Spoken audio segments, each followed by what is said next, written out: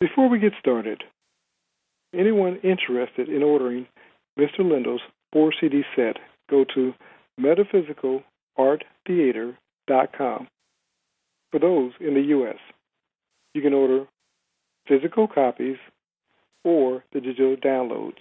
For those outside the U.S., you can order the digital downloads by going to metaphysicalarttheater.com.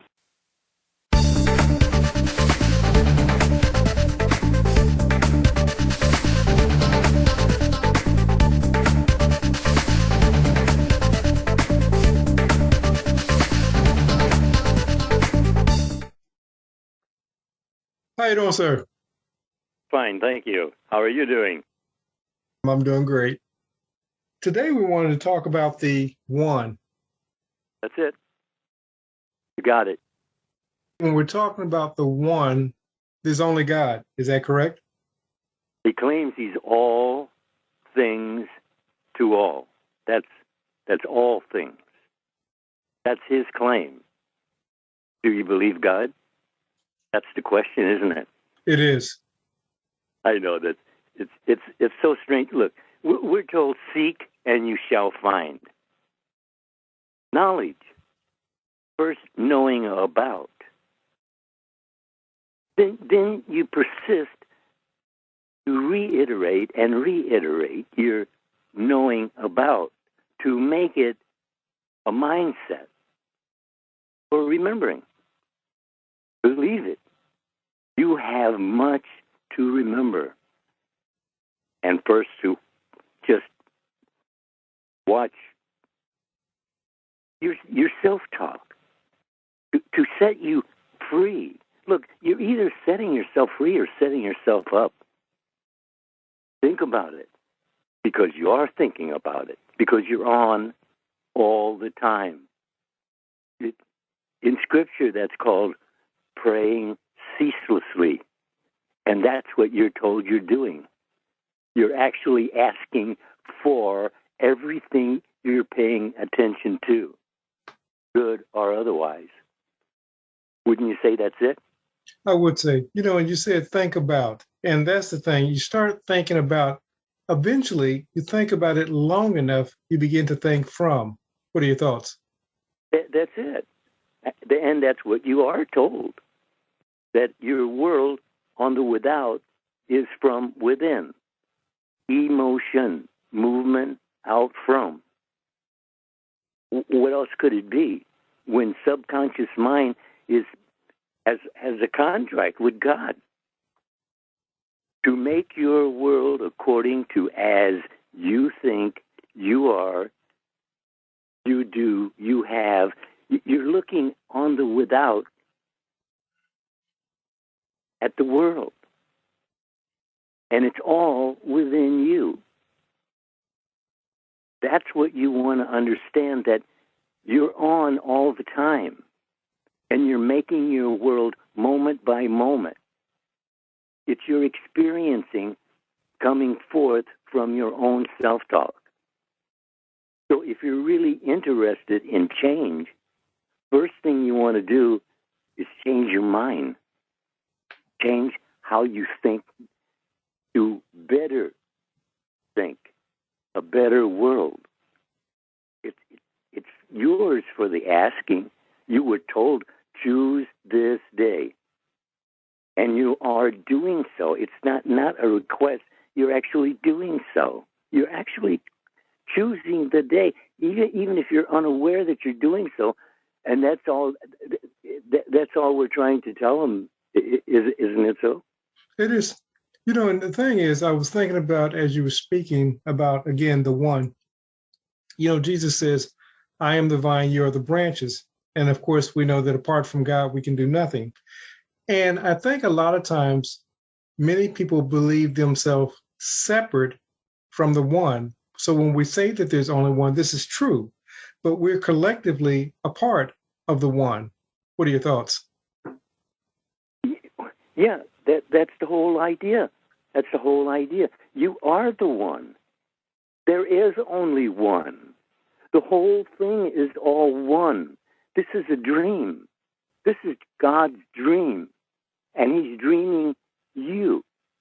And he's given you who he has dreamed to choose this day. And you are doing so aware or unaware. So, like I said with DeCarlo, that's all we're trying to do is get you to be more aware of your own self-talk, because that's what you're delivered into. That's your daily experiencing being put together right now with every bit of your conversations. And you're told, first person, you're told, choose what you think about. If you don't, pay the consequences. Because it is as you think, you are, you do, you have, you be. Come on. You're a thinking, feeling being. There's a reason for you being able to think. Well, think lovely and of good report. That's what you're told. Isn't that what he tells us? That's exactly what he told us. Now, whether we do that or not, that's another story. Yeah, that's exactly what it is. Just another story. And I've heard them all. I believe it. Well, actually, if you really come down to the nitty-gritty of it, so to speak, it's all about our attitudes, isn't it? It is. I mean, that's what all of these great minds down through the centuries here have all agreed on one thing: that man is the sum total of his own attitudes. That tells you the story, doesn't it? It does. So you have your attitudes, and as you've incorporated previously, what your feelings are about your attitudes. And your feelings about your attitudes is you. That's what you're claiming, and that's what you got more of. You see, what you think upon grows. So if you're thinking on your problems, they just loom out. They can become a monster, can't they? They can. And I know a lot of times, especially when we're dealing with New Year's, there's a lot of people that have New Year's resolutions. And of course, by the end of February, those New Year resolutions have went by the wayside. How can we keep focused on what it is that we've made an agreement with? That's all we're talking about, isn't it? Is just be focused on what you're thinking about. That's all this whole thing is, isn't it? It is. And you can do that. I mean, I know it's for everybody because I got it. It took me years, and I'm trying to persuade you that it's a now thing. If you'll make it a now thing, it'll be a now thing. Because Scripture has more than one, actually has a dozen different times when it was all in instantly. No two thoughts about it. So you can't go wrong with it if you'll stick with it. And that's what you're told to do. You're told to make your statement and then stand upon it. In other words, be it. That's what you're told to do. And someone will say, well, yeah, but I don't have any experience. You don't need it. You don't need anything. All you need to do is show up, because the message is going to come through you, not to you. That I know that's kind of hard to get right off, but the thing of it is that reiteration of what you're hearing will not only let you know what you're thinking about, but it will come to an understanding if you'll persevere in it, even for moments at a time at first. And you say, well, I know about that. Yeah, that's exactly it. You know about that. But if you keep understanding every time you hear it, feeling what you're saying, it'll be your thought. And that's what you want. It's always what you think. It says, as you think you are. That could give you enough contemplate and meditate on for a long, long time, wouldn't you say? I would, and you said something, you said, be it, and then you added to that, persevere. I think a lot of times with people, they think thoughts, they say what it is that they want to manifest, but they never become or occupy the state of what it is that they say that they want to manifest. That's true. In other words, they're failing to imagine. In other words, that's God. You're double talking to God. And you get exactly what you expect. That's what you always get, isn't it? What you expect. It is. It's exactly what you get. And people don't understand that. They say, I've imagined, I believed, I've done the work, I've went into the quiet place. But the truth of the matter is they don't expect more money. They don't expect a new relationship. They don't expect better health. They talk about it, but they don't really expect it. What are your thoughts? Not now. See, that's it. They don't see it right now until they don't have it. And that's what they're actually claiming. You're claiming, I don't have it. Why don't you give it to me? He did give it to you, exactly what you expected. And that's what you always get, what you expect. And if you go to church with a mood of expecting nothing, that's exactly what you leave with. Because it's in your mind. As I am, that I am, is what you're always saying. Rather, you consciously speak it outwardly or not, but you're thinking it to yourself. You are all of it, but you don't remember what you really are. Your spirit. Spirit has body, but it's not you. It's what you're doing. It's what you're thinking. And as you think, you are. It's as simple as that. If you'll keep it that simple, if you'll remind yourself often, it's yours. It's yours. It was yours long, long before you ever even heard about it being yours. It's yours, but you have to step up and claim it. Isn't that so? It is so. You said your spirit, and spirit has body or occupies body. In spirit, we've been talking about it through this whole talk, but spirit is vibrating a vibration through your thoughts, your feelings, your emotions, your states. As you're occupying spirit, you have to become, as you stated earlier, be in spirit what it is that you want to attract. What are your thoughts on that? Well, that's it. In other words, Shakespeare had it perfect. All the world's a stage, and all the men and women are merely actors. And you're acting the part that you're playing. But that isn't who you are. It's merely what you're doing. But as long as you're doing it, you're told to enjoy life.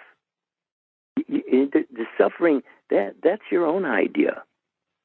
Believe me, it's your own idea, because it's as you think you are. And if you're thinking negative thoughts, if you're dreaming up little mindsets of what has happened to you, all you're doing is just replanting it.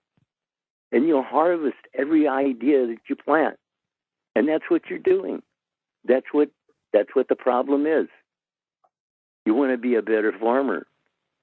Throw out the weeds, that's all. Because that's what you're actually planting, more weeds, if you're complaining. When you say that's what it is. I would say, and we're told that as you sow, so shall you reap. This is not a platitude, a euphemism, a nice saying. It's how life, what we call virtual reality, it's how it works. You sow a thought of negativity, you're going to reap that harvest. You sow a loving thought, a better than the best thought, then of course you continue to sow that thought over a period of time, you're going to reap the harvest. That's it. That's exactly it. It's very simple if you just keep it simple and listen to it off, because you get what is most on your mind. And if your problems are most on your mind, you just get more problems. It's as simple as that. And you don't have to believe anything that either of us tell you. All you have to do is test it. If it doesn't work, it doesn't work. But you have to work it. And that's what you do when you turn to. And you're told by God, you're given an invitation by God. You turn to me, I'll turn to you. I mean, you want to know God, He's right with you. He'll never leave you. Omnipresent. When you talk, you're talking to God. Someone else may hear you, but you're talking to God within you. He hears everything. And your world is made according to as you think you are, good or otherwise. When He gave you choose this day, He didn't put any parameters on that at all. That's it. And that's what's known as knowledge that you fear God. No, it only means that it means what He says it means, and He's telling you that as you think, you are. You complain, you get more to complain about.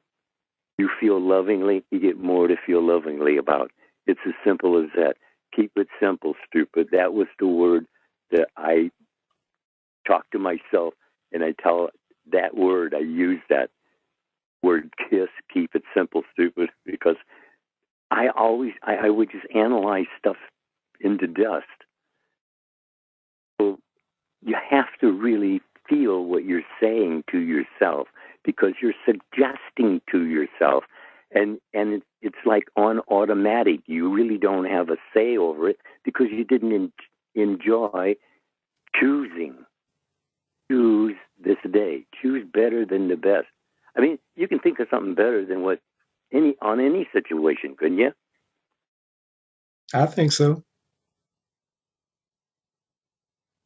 It doesn't really, burden you much just to think better than what you're actually experiencing, because it's a self in self and risen drama. And if you're not rising up to the occasion, if you're not challenging yourself to be more productive in your thinking and feeling, that's all it really is, isn't it? It is. You were talking about the fear of God, and you went back to the principles. You said, really, in essence, if you're fearing God, you're honoring what it is that He says. So it's not about a trembling, or God says what He says and He means what He says. So when you honor what it is that we're talking about, this is not about us. When you begin to take inventory of what it is that you're giving your attention to, as Mr. Lindell stated earlier, test it. Don't believe it because I've said it or Mr. Lindell said it or even Neville said it. Test it for yourself and prove that these principles, in fact, work. We know that many people have tested them and they're getting wondrous results. What are your thoughts? The thing is, that's right. The thing is that you have to stay on track long enough to make it part of your feeling nature, because that's the heart. When it says, "As a man thinketh in his heart, so is he, so does he." Well, that's your feeling nature. You actually have feelings about what you're thinking, and that you're actually feeding what you're thinking. And why not feed the lovely and of good report rather than feeding the problem? Because what you think upon grows. See, and the longer you think about it, the bigger it grows. And because why? Because it draws more to itself to support its position to you in your mind. And you're in control. But even if you're out of control, you're still in control. And not taking control that's the denying yourself. And that's what you're doing. You're actually denying self. We're told all denial is self-denial. So there it is. And you can control that. See, you were given control of that because you were given choose this day. Just start choosing better, wouldn't you say? I would. And it's funny, I had reached out to someone recently with the new year, and I basically told them that I hope for them a double portion of whatever it is that they did last year and that they discover better than the best they've known. And they said, thank you. And I told them, I said, listen, in part, my wish for you is somewhat selfish because what I wish for you, I wish for myself. And that's what people don't understand. When you're hating because somebody's getting wonderful results, for example, the only thing you're doing is repelling the wonderful results that you desire for yourself. Yeah. The thing of it is that we're always at fault for anything that takes place that we don't desire. You have to think it first. Everything in the world was first thought of by God in creating it, and you in drawing on that creation by your thinking feelingly, and you're doing so. Aware or unaware, you're still doing so, just like you're not aware that you're on all the time. Because you couldn't think what you think if you thought you were being heard. Well, you are. But don't be concerned about it. Scripture's already told us not one is worthy, not even one. And so the pretense of being worthy isn't so. But in effect, you are worthy because God said so. And if God says so, it is so. And if you believe God, well, then you just set yourself free, because that's all there is to do, is just to believe God does what he said he'd do, that he's good for his promises, and he has made you promises. And if you don't realize the promises, well, then you don't have them. But you have to realize them. In other words, you have to feel after them to find them. And you're told that if you feel after them, you would find them. And you have God's word on it. I mean, what else do you need? Right? Yes. And, the thing is, you said something a little bit earlier, and you said, we're all at fault. And a lot of people cringe when they hear that because they look at their life and it's not even close to what it is that they say that they desire. But what we don't understand and what we fail to understand is that life can be changed in a moment, a twinkling of the eye, if we begin to change our thought in a new direction. That's all they're lacking. I'm a sculptor, so we were working together, and the guy's telling me, that patience. And, that was one of the reasons I actually took up sculpturing in the first place, was that it teaches you patience right away. And you have to be patient, and you have to be aware, because you're actually working with very, very sharp tools. So it teaches you paying attention. If we really want change, it's right with you. With every thought, there's change. And you see, because we're not one way in our thinking, then we jump back and forth. And that jumping back and forth, as I said, do not let the double-minded man think he will anything. And then if you find yourself in that spot, there it is. There's the solution. If you got the problem spelled out right, it'll give you the solution. And the solution is always right with you, because I am with you, God says, always. Turn to me and I'll turn to you. See, we don't take that serious enough to actually do it, because to do that is to undo all the secrets, which were not meant to be kept secret, as Neville would say, but they're just mysterious in character. And we don't understand to take the time to feel out the characters.